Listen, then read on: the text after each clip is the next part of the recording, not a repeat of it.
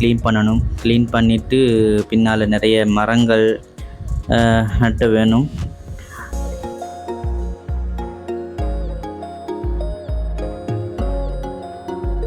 அடுத்தது வந்து இந்த இது இருக்கு இல்லையா, என்னை பொறுத்த வரைக்கும் வந்து எப்படின்னா, வீட்டோட எல்லாமே இருக்கணும்.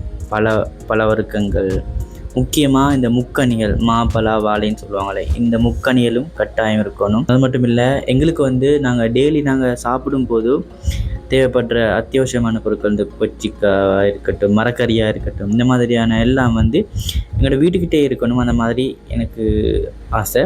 அதனால் நான் வீட்டுக்கு பின்னாடி நான் வந்து ஒரு மரக்கறி தோட்டம், பழத்தோட்டம் அப்படி வைக்கிறதுக்கு ஐடியா பண்ணியிருக்கேன்.